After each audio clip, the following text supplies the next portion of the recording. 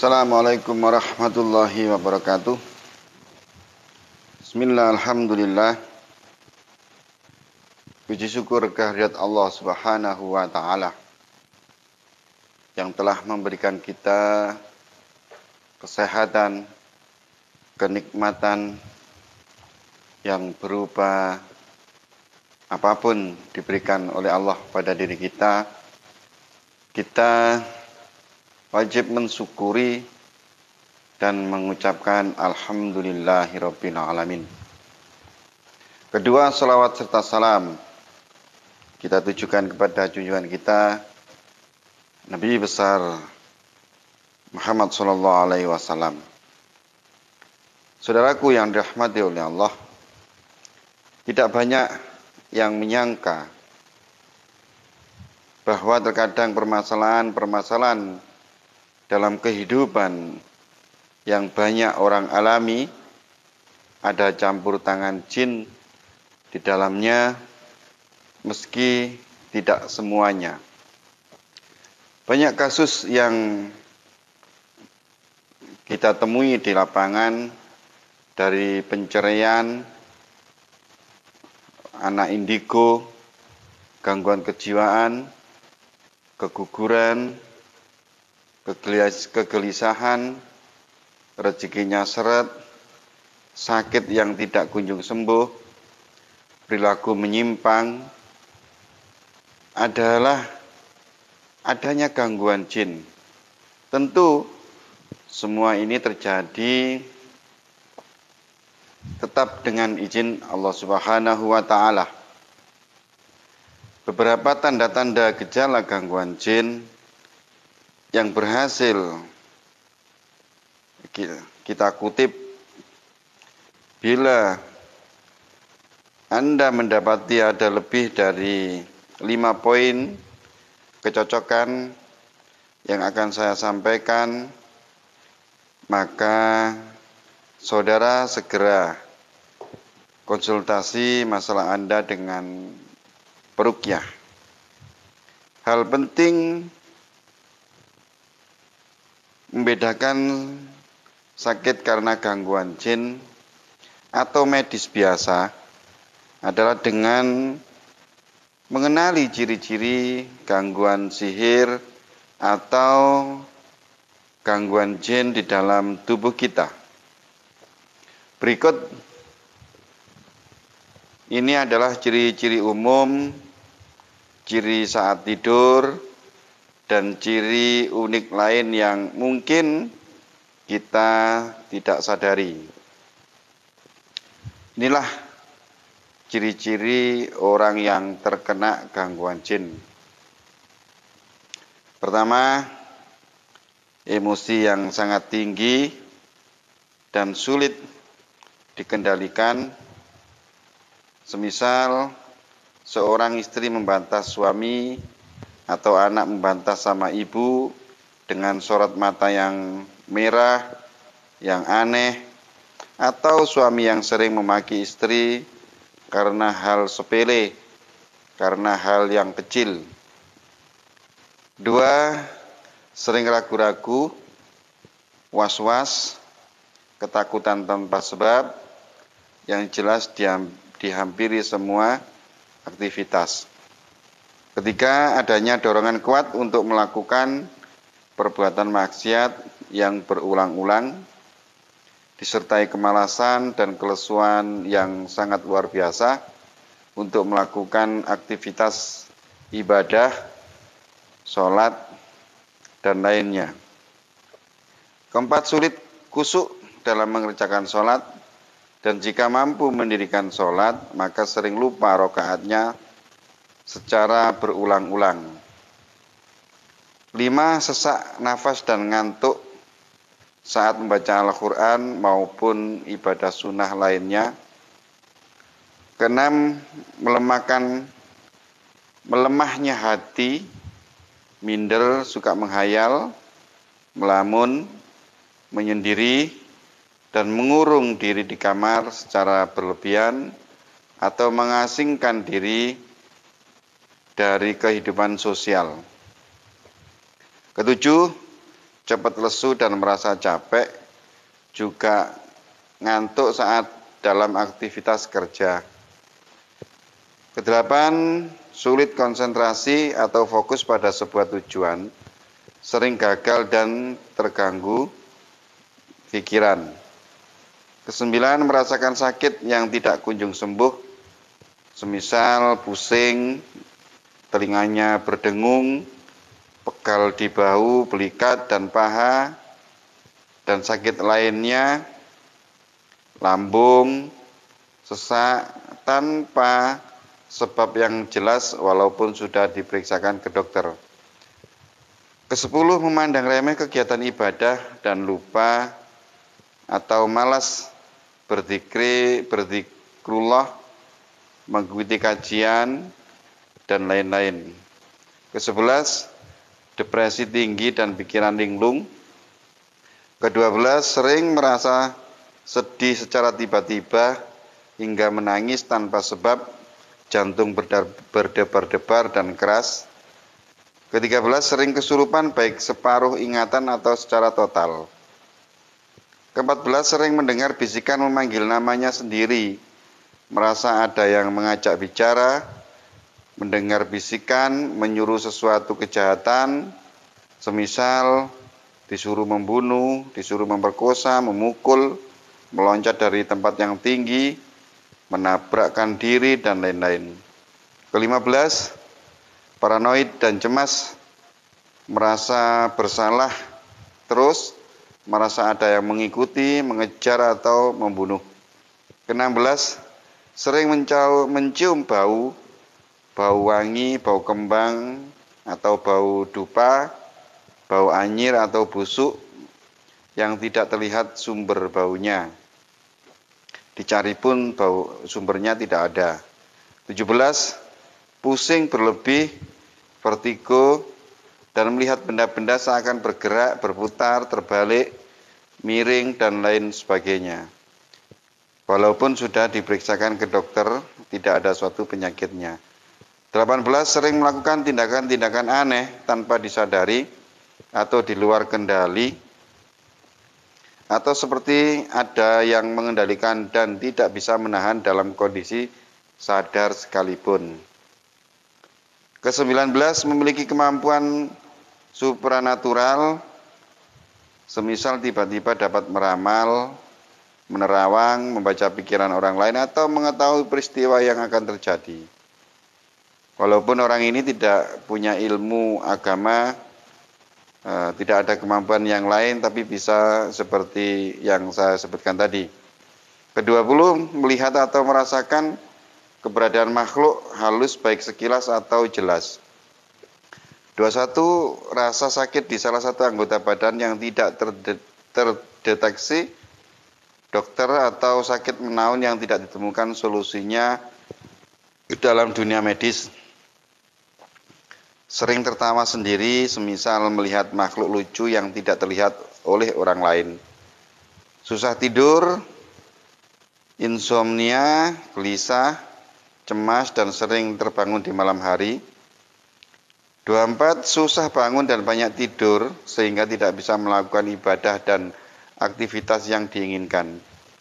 25, sering tindin, mimpi seakan dihimpit benda yang berat dan sulit untuk melepaskan diri dari himpitan tersebut, atau mimpi melihat sesuatu yang mengancam dan menakutkan seperti ingin berteriak, minta tolong, namun mulut seperti terkunci.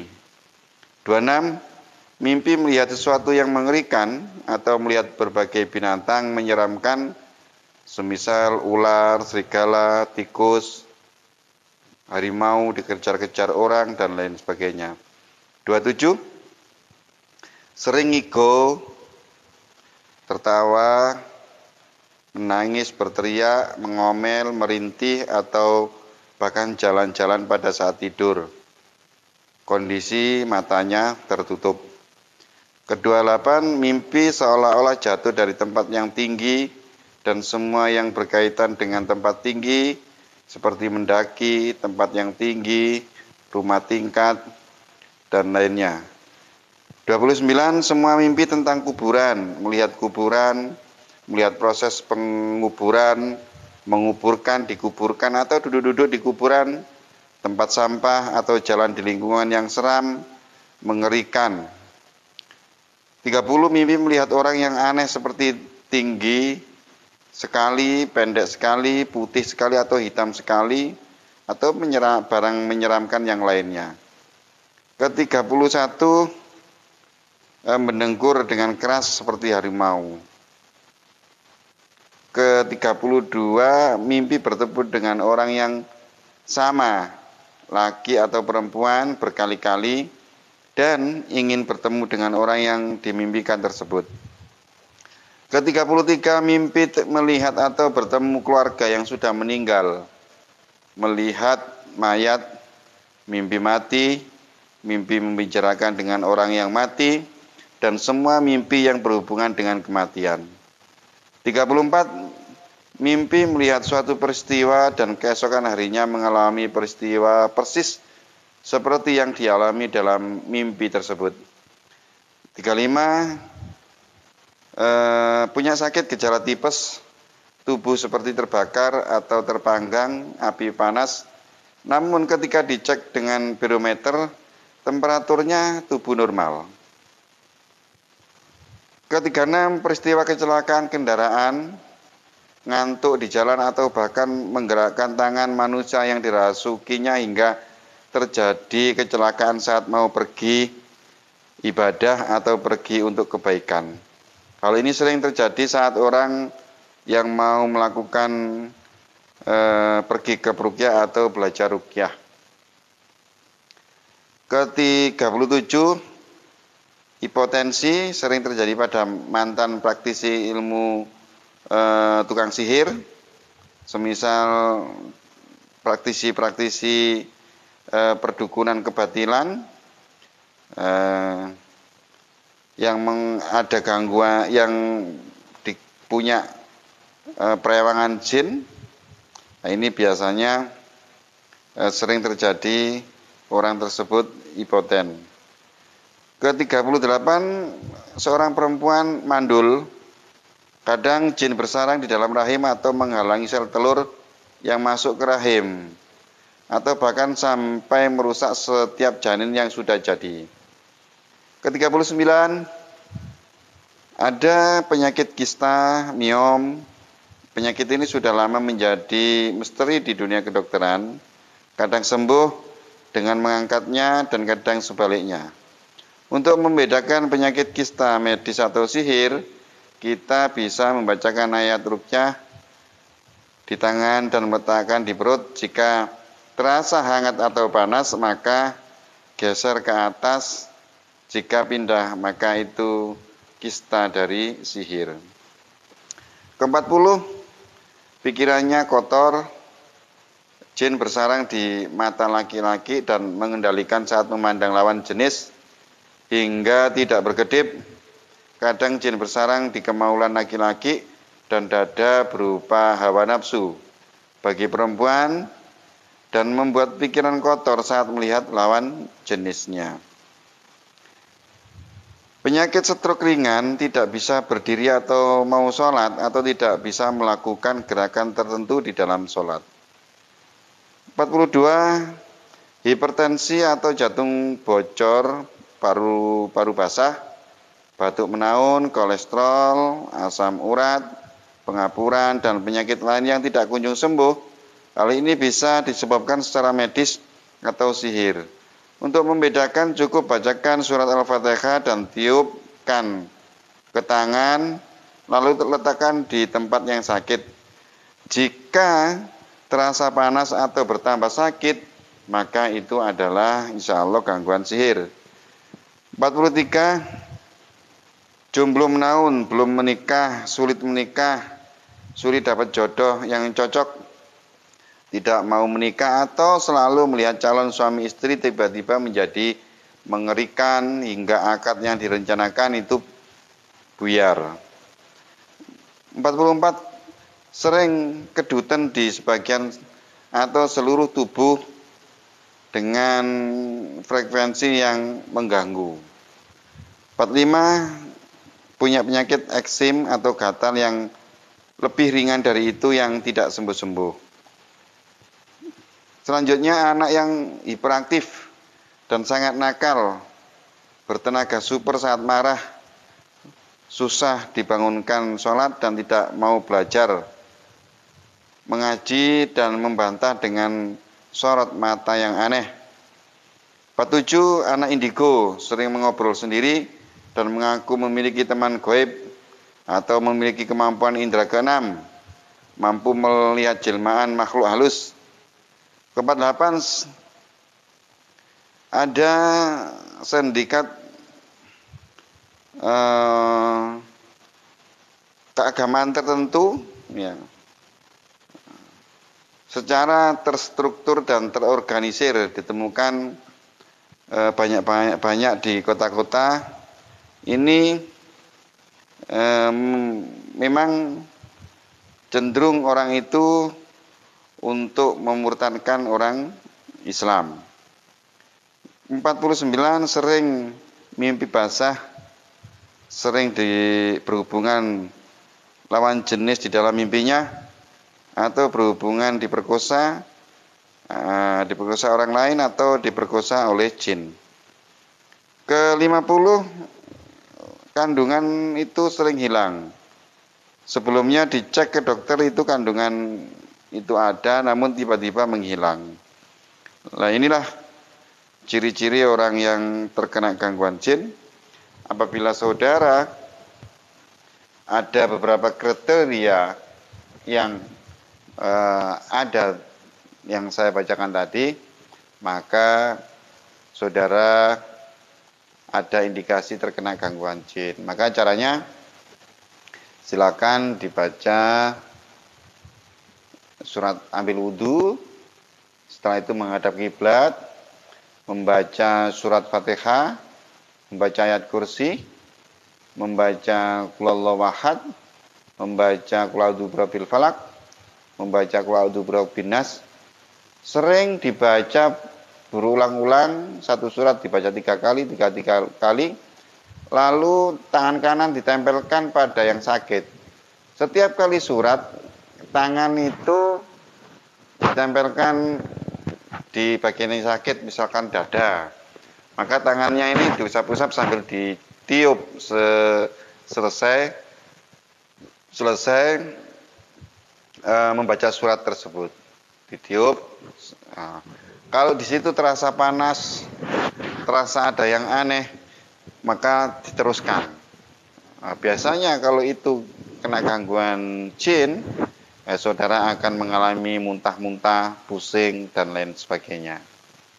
Nah, inilah cara ruqyah mandiri yang pendek. Nanti bisa tanya jawab di profil saya, ada nomornya di sana, silakan untuk tanya jawab. Terima kasih. Ihdinas siratal mustaqim. Assalamualaikum warahmatullahi wabarakatuh.